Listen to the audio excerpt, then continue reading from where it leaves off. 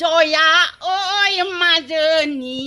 কেনেকৈ চলাবালো কৰ ঘৰে খনি